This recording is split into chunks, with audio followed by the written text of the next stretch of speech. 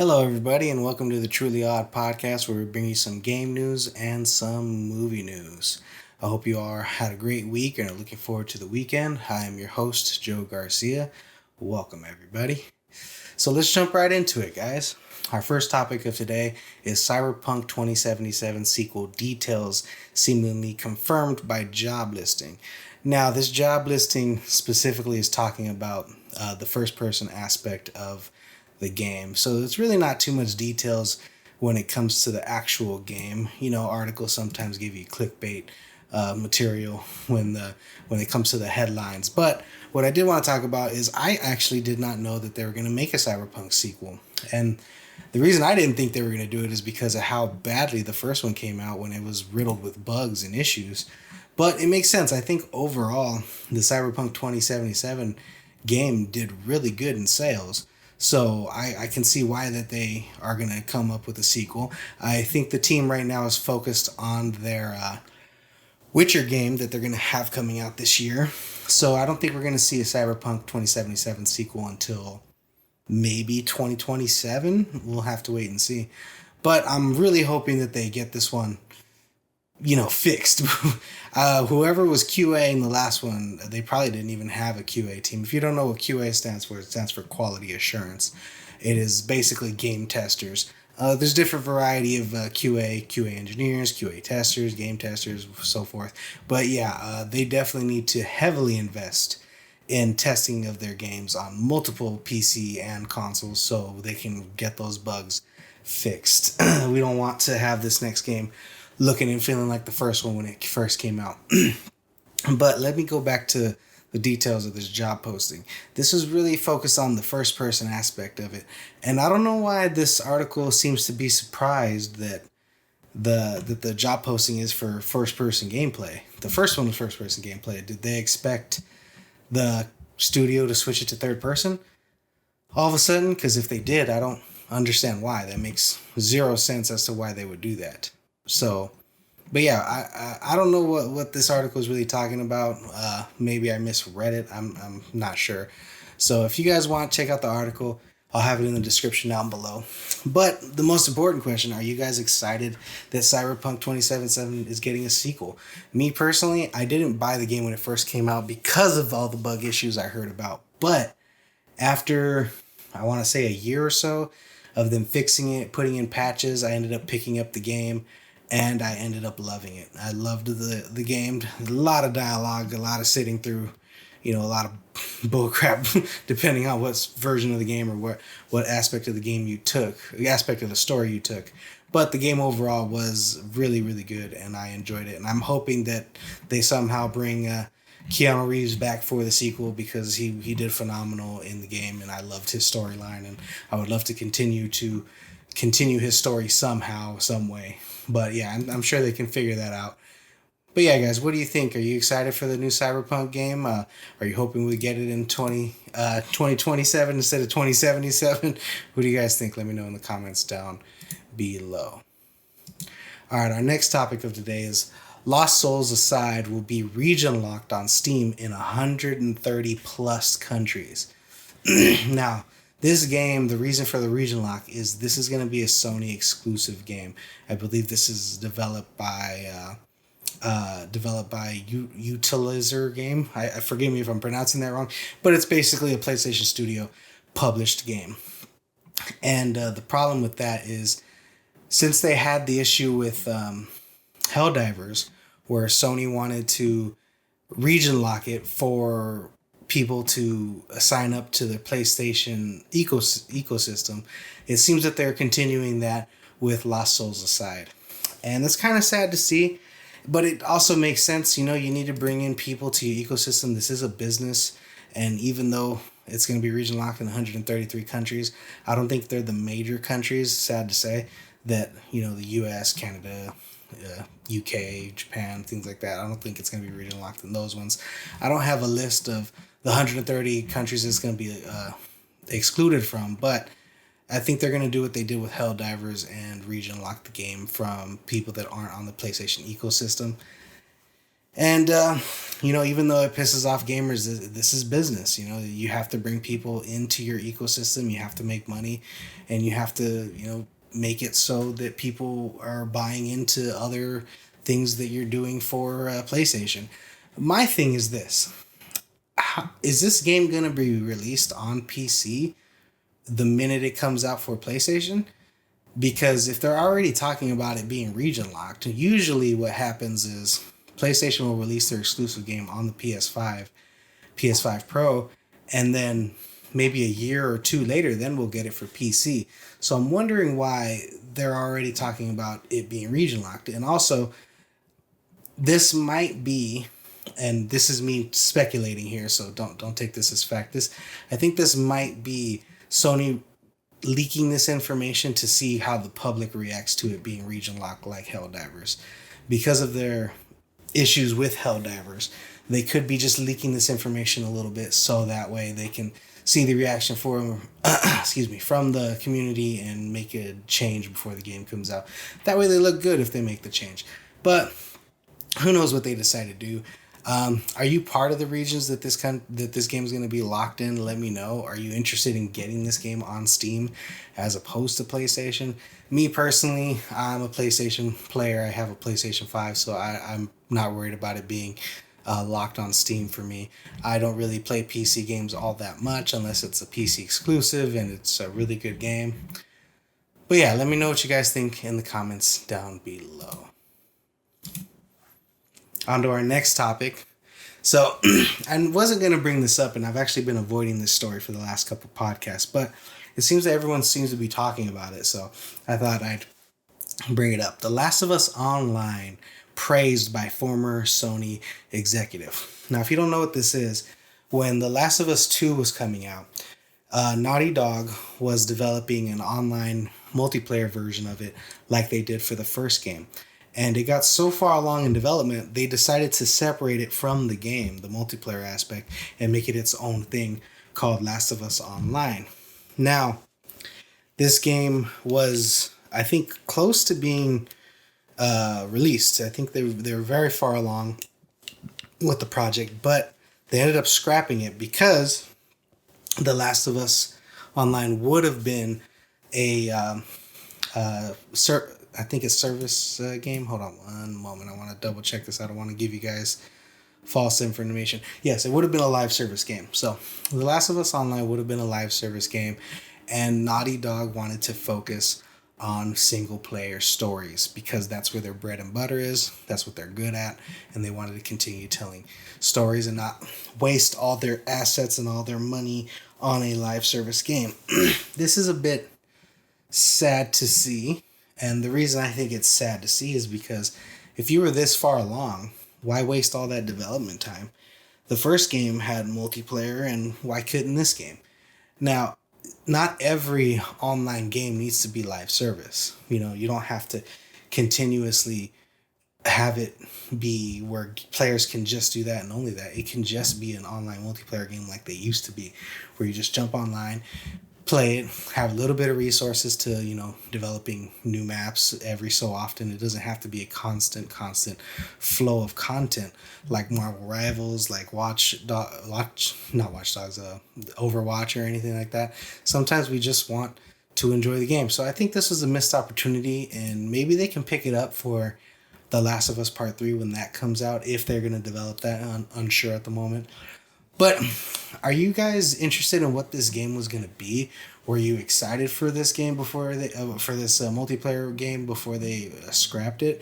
I really like to know what you guys think, so let me know in the comments down below. Me personally, I was looking forward to the online game. I enjoyed the first-person multiplayer game, but I agree with Naughty Dog in their decision to focus on stories. They tell great stories. They have probably the best games in the world, besides God of War, and I'm biased, forgive me, but they have some of the best games in the world, so I'm really excited to see what they come out with on their next single-player projects.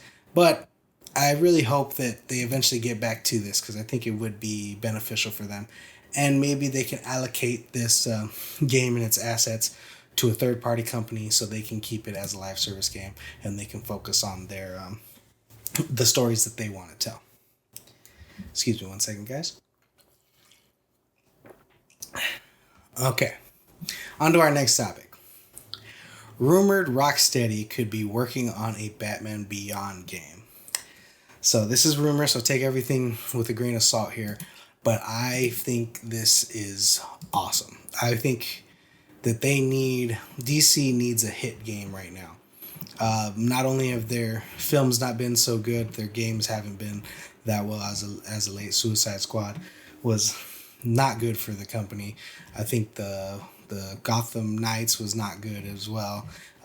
So yeah, they're definitely needing a big hit, and it makes sense. Rocksteady made the best games for Batman. The fact that we had an amazing trilogy of games with this company for Warner Brothers Games and Rocksteady, it's definitely needed for a new revamp, and to take it beyond Batman to Batman Beyond is really really fun, and I think that's going to be very beneficial for the DC brand, kind of how the Superman movie hopefully will be as well. But I think this is where you should go. After how the last Batman game ended, Arkham Knights, or no wait, was it Arkham City? No, it was Arkham Knight. Sorry. After the last Batman Arkham Knights game, this is definitely the way to go. I would love to see Bruce Wayne as an old retired Batman. Maybe you play as him in the beginning, and then you run along and get Terry McGinnis, and that's where the game picks up, and you learn all the gadgets and stuff. So that would be a really really cool. I'm really excited. I hope this rumor ends up being true. Nothing as of yet. But would you guys be excited for this? Would you guys want a Batman Beyond game from Rocksteady? I think that'd be really cool. I'm really interested in how the gameplay mechanics would switch up from the original games, seeing as I believe Batman Beyond is more like a flyer slash glider, semi to Iron Man. But yeah, this is exciting news, and I'm really looking forward to this game. What do you guys think? Are you excited for a Batman Beyond game? Were you hoping for something else from them? And and have you guys watched the Batman Beyond animated series? Because in this rumor, sorry, little side note, because in this rumor they're saying they're taking inspiration from the animated series. So I'd be excited to see possibly a Joker return. I know Mark Hamill will not return as the Joker because his Batman is no longer with us. I forget the actor's name, but he did a wonderful job as Batman. Let me look him up so that way we can all appreciate him and his work. I don't want to get his name wrong. I think it's Kevin Conroy. That's right, Kevin Conroy. Who when I read comics, that's the Batman voice I hear. So it's gonna be sad to not have him be the voice, but maybe they could bring the actor from the animated series who did Terry McGinnis's voice. That would be great. And I would love to see the return of Batman from Arkham Origins. I think that actor did a phenomenal job. Let's see who that was, if I remember correctly. I think it was the guy that plays Joel. So yeah, if you don't know, the guy that plays Joel from The Last of Us is the voice of Joker in the Arkham Origin Batman game. I cannot find his name right now. Let's see. I want to make sure I give you guys the proper voice actor.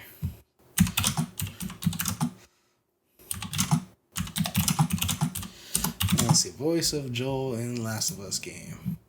His name is Troy Baker. That's right. So Troy Baker, he did the voice of Joker in the Arkham Origins games, and I think he really channeled Mark Hamill's Joker, and he really did a good job with that. So I think it'd be nice for him to come back and reprise his role as the Joker, taking over for Mark Hamill, seeing as he probably will not be returning no more since his Batman is no longer with us. But yeah, back to what you guys think. Are you excited for a Batman Beyond game? Were you hoping for something else? Let me know what you think in the comments down below. On to our last topic of the day for games. Dune Awakening trailer confirms release date. So if you haven't seen the most recent Dune Awakening trailer, it'll be in the description down below. But this trailer looked like a lot of fun, and the graphics look phenomenal for the game. But for some reason, I don't know what it is, but me personally, I'm not excited for this game. I don't know what it is. I don't know if it's because it's not telling the story of Paul Atreides. I don't know if it's because I'm just not liking the gameplay. I really don't know, but This game is not very much exciting me. I'm not really looking forward to it. It looks okay, but I think I'm just gonna have to. I think it's one of those games where the trailers hasn't captured me, the story hasn't captured me, anything hasn't captured me. But I'm just gonna have to play it for myself. I'll probably play a demo version of it when that's available and see if it's a game that I enjoy, so I can purchase it. I'm hoping that I like this game because it looks like it might be a lot of fun if you really get into it. But right now, I just don't see myself enjoying this game for some reason. And call me weird, but I just think the marketing material hasn't really captured me. And I don't know if it's because I haven't really seen a story based trailer. I don't know what the story's about. I don't. This looks more like a multiplayer game to me, open world. But I could be so mistaken by that. Maybe I just gotta look more into it. Maybe I gotta watch the trailers over again. But yeah, I'm really not excited for this for some reason. But the release date for this game is gonna be May 20th on PC. So if you're a PC gamer, this will be for you guys. It's yet to be announced when the release date for PlayStation and for Xbox will be. And we also got a price point. Now, the price point wasn't part of the trailer, but I did read some articles saying that the price point for Dune Awakenings is going to be $49.99, which is really awesome. And I hope they keep that price point for the PlayStation and for the Xbox when it's released. But yeah, I I really want to get into this game. I loved the movies. The movies were phenomenal. I liked them so much that I ended up watching YouTube videos and learning more about the book and the lore of the book. And what a crazy, wild story that this is. And I think it is a perfect way to adapt it into a video game because of how expansive and large the story is. I think I just wish that they were telling the actual Paul Atreides story. I would love to play that aspect of the game. And honestly, I think this is a great precedent for book to game adaptations, because even Harry Potter, the Harry Potter Lord of the Rings, there's a lot from the book that is missing from those movies, because you have to tell such a large book in a short amount of time. And I think that if game studios adapt book to games, you are more able to actually tell that story along the way. Now, I know it's different because you have to incorporate actual gameplay into the aspect of the story, but I think you're more capable of telling the wider story of these characters with a video game aspect. I mean, look at God of War. That story, very coherent, very cohesive, and they were able to split it up in a way where a player and a player can go along with the story and not be confused. So I'm hoping that Dune Awakening has a good story with it, and I'm hoping that more games pick up book adaptations. I think that's a good idea. I think Harry Potter could be a video game. I think Lord of the Rings would be a great video game. If we had Shadow of War and Shadow of Mordor, and I think they can actually tell the original stories. Even the older PlayStation 2 Lord of the Rings games were a lot of fun. So it'd be nice to see them being able to do this. But yeah, what do you guys think? Are you looking forward to Dune Awakening? Are you sad that it's not coming out on PS5 and Xbox as of yet? Are you going to be picking it up on PC? And what do you guys think about this final trailer? Did it hype you up, or did it get you more like me where you're not really sure about how you feel about it? Let me know what you guys think in the comments down below. All right, moving on to movie news. I want to give you guys a review of Jack Reacher. So the first 3 episodes dropped on Amazon as of yesterday. So I got to watch them last night, and I'm loving it. It is such a good story. They really pick up and hit the ground running with this one.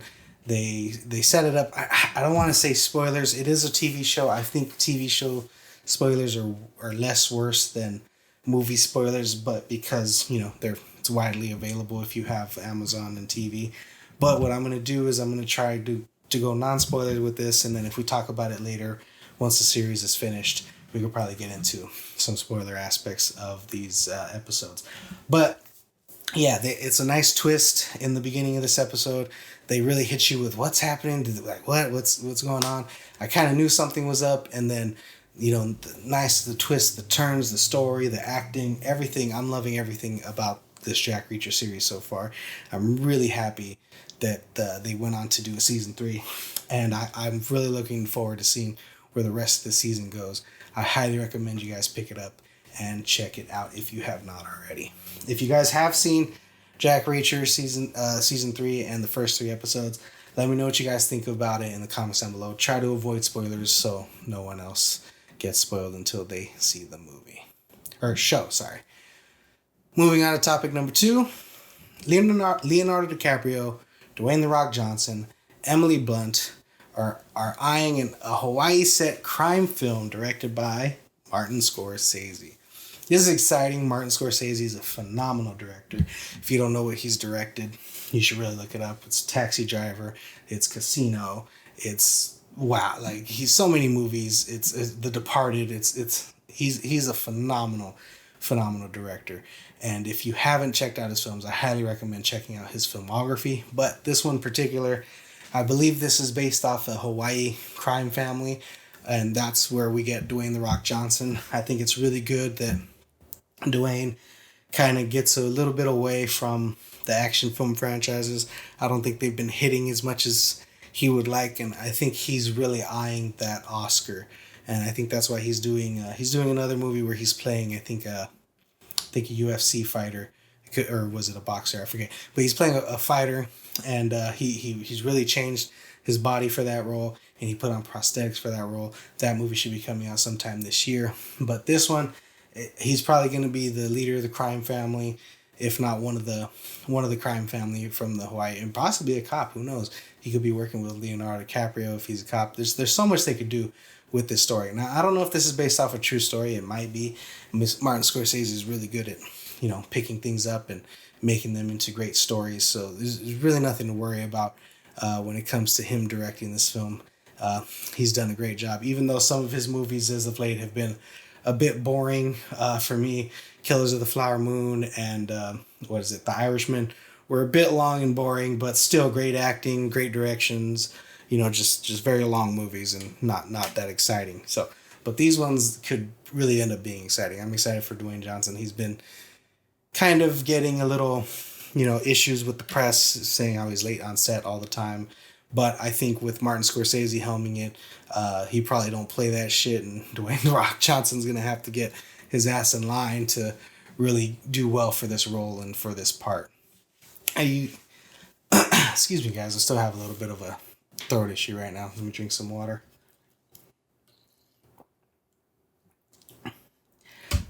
Thank you, guys. Anyways, so are you guys excited for this? Are you excited to see Leonardo DiCaprio re-team up with Martin Scorsese yet again, and Dwayne "The Rock" Johnson re-teaming with Emily Blunt yet again, and to see them do a Hawaii set crime film? Let me know what you guys think in the comments down below.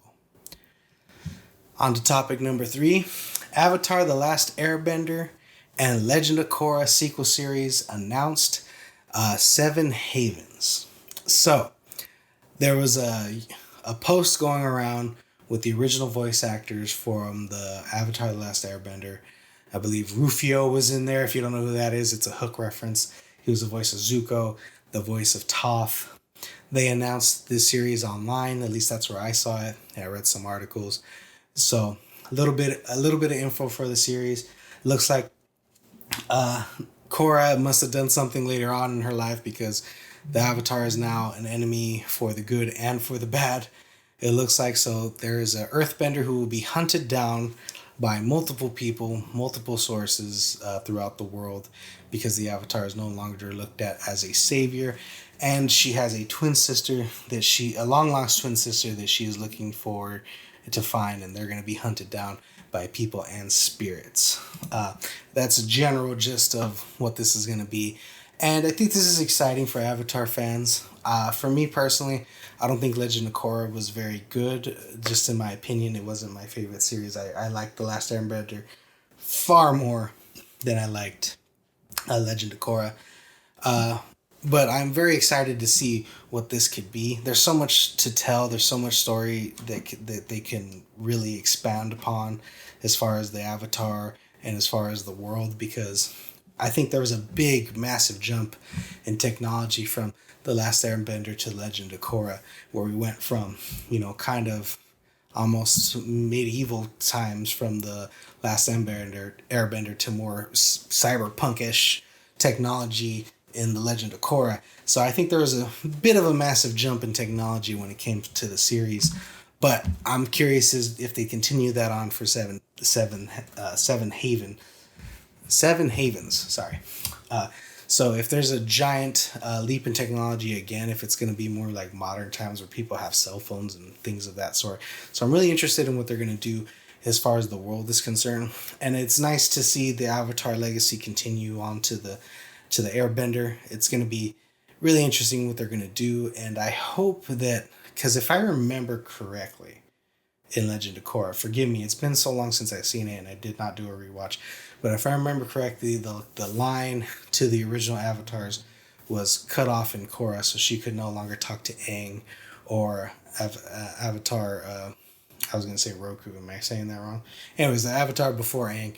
And I don't think the new Avatar is going to be able to talk with the original avatars anymore. I could be incorrect about that. Please let me know in the comments down below. I don't really recall, but it's going to be interesting how they navigate that. Maybe in the story they can reconnect that if they didn't, or maybe I'm wrong. Who knows? We'll have to wait and see. But I'm excited to check it out. It's not something that I'm really up in the air about, but it is something I'll keep my eye on, and hopefully it turns out good. I'm more excited to see what type of animation style they're going to do. If they're going to go original Avatar, Legend of Korra, if they're going to do newer style of animation for this. But yeah, let me know what you guys think in the comments down below. Are you guys excited for Seven Havens? On to our next topic. Amazon seizes creative control of James Bond.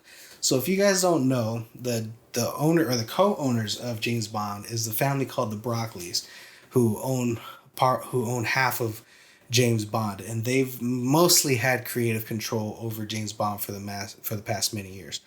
Now Amazon acquired, I think it was MGM, so they now have the rights to James Bond. And as of lately, there have been infighting between Amazon and the Broccoli's for where they wanted to take James Bond creatively. I think there were, some of them wanted to go I think Amazon wanted to go a bit younger, whereas the Broccoli's wanted to go a bit older. I think Amazon wanted to do like movies and shows, and I'm sure the Broccoli's just wanted it to stay in the movies. So it's really hard to say what the infighting was exactly about, but it definitely was creative differences. But it seems that Amazon has signed a massive check to silence the Broccoli's and take full creative control over James Bond. Now, we don't have exact details on what this contract or what this deal was to get the Broccoli's to step down from creative control, but I'm assuming money had to be involved. They're doing a lot of ventures with their, with their charities and things of that sort. So I'm sure that they have not only a massive paycheck to silence their creative control part of it, but also royalties on the back end once the studios have released these movies and things of that sort. So I'm sure that they got a good deal out of it. But it's going to be interesting where 007 James Bond goes after this. Amazon could do a lot of things. I'm seeing a lot of people online worried that Amazon's going to ruin James Bond. They're going to make him a TV show and, he's not going to be in movies no more. But I don't think anyone should be that concerned as of yet. Amazon is the studio that brought us The Boys. They are the studio that brought us Fallout.